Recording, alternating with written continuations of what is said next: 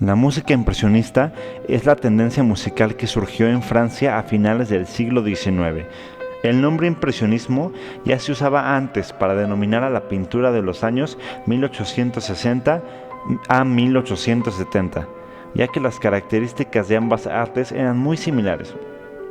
Los dos únicos autores a los que podemos llamar impresionistas en aquellas épocas son Claude Debussy y Eduard de Servac, aunque este último no está tan reconocido como gran parte de los autores posteriores. Sin embargo, Claude Debussy es el autor impresionista más notorio, junto con los también franceses Maurice Ravel y Eric Satie.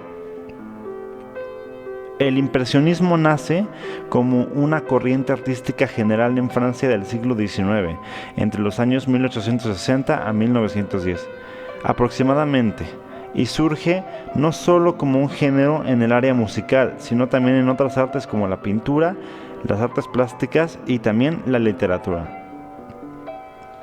Algunas personas opinan que el impresionismo como tal no es un género musical, sino únicamente una extensión de la ideología.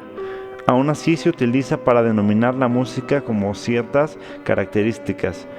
Paralelamente a Francia, el impresionismo tuvo un auge en España con sus respectivos compositores. Pero ¿cuáles son las principales características de la música impresionista? Vamos a descubrirte las características de la música impresionista más destacadas para que así puedas conocer mejor cómo es este estilo musical. Y las características son las siguientes. Se desarrolla en Europa, principalmente en Francia y en España. La música impresionista se vale de la total libertad para la creatividad. La ideología impresionista se basa en plasmar lo pasajero y momentáneo. Busca plasmar imágenes mentales, paisajes y texturas. Es armónica y rítmicamente libre. Si bien la tonalidad y la métrica puede estar establecida al principio de la obra, es común que al desarrollarse sean manipulados. Dios, ¿dónde está? Se retoma la utilización de modos y otras escalas que habían caído en desuso durante épocas anteriores. En el barroco, periodo donde solían utilizarse únicamente las escalas mayores y menores. En el impresionismo juega mucho la sutileza, la insinuación, así que los sonidos suelen ser suaves y llevadores, a veces ambiguos. El tempo pasa a ser un factor percepción.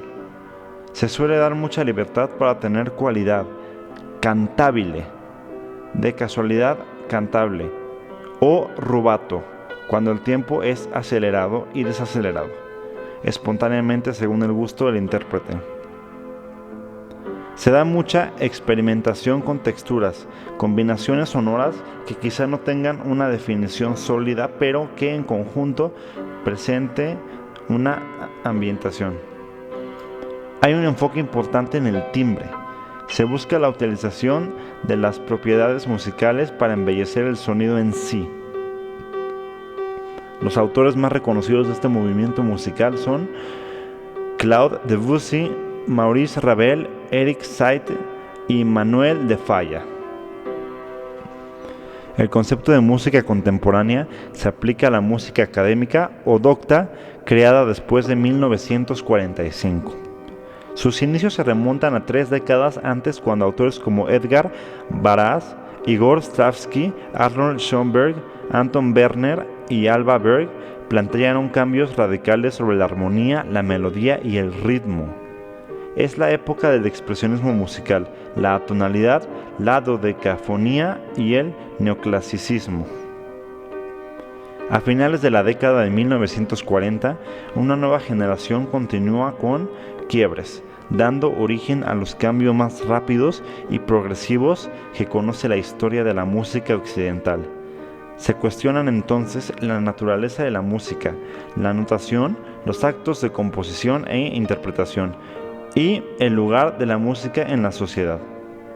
En los países europeos se prefiere el término nueva música, y bajo su alero surgen corrientes como el serialismo integral, la música aleatoria, la música concreta, la música electroacústica y el minimalismo, las que son asimiladas de distinta manera en Chile por una generación de compositores a partir de la década de 1950. Y los autores mucho más reconocidos de este método musical son Philip Glass, Pierre Boulez, Michel van der Aar y John Cage.